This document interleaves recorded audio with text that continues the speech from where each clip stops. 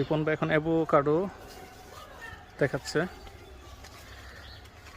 এই যে সুন্দর অ্যাভোকাডো, ওয়াও, দুটা বিশাল সাইজের। এটা একটা জাত অ্যাভোকাডো।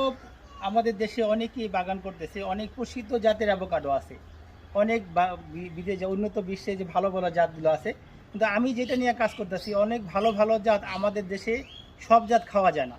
যেমন আমরা যেটা পছন্দ করি যে অ্যাভোকাডো কিন্তু তিতাও হয় কিছুটা, আবার পানসে হয়।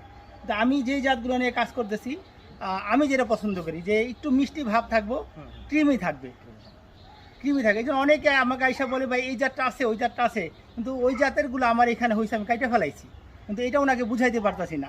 তা আমি পছন্দ করি যে একটু মিষ্টি ভাব থাকবে, ক্রিমি থাকবে। কিন্তু এখন অনেকে অনেক প্রসিদ্ধ, অনেক ভালো ভালো ভ্যারাইটি ভাই রোপণ করতেছে বা চাষ করতেছে, কিন্তু আমাদের দেশে আমি বা আপনি খেতে পারবো কিনা বিষয় এইটা, বিষয় হলো যে আমি কোনটা খেতে পারবো, আমি সেটাই চাষ করব।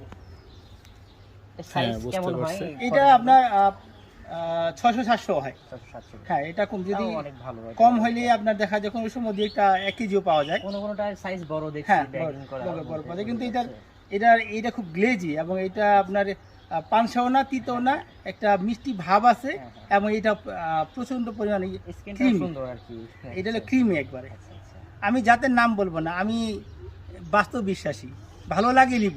ডাল ভাঙা যায়, ফলের ভারে গাছ ভাঙা যায়, এটা আমি জানি। বৃক্ষ তোমার তবে নাম কি? ফলে পরিচয়। আপনার এই গাছটাতে কিন্তু ফল কম না, মাশাল্লাহ। গত বছর অনেক ফলন আসছিল, এবারও মাশাল্লাহ অনেক ফলন দেখা যাচ্ছে, সবগুলোই ব্যাগিং করা।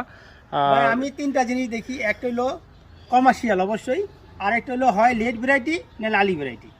মাঝামাঝি শৌখিনতা আমার কাছে কোনো মূল্য নাই, কারণ সময় অল্প, জীবন বুড়ো হয়ে গেছি, বয়স হয়ে গেছে, এখন ভাই দ্রুত কিছু যদি আল্লাহ করতে হবে।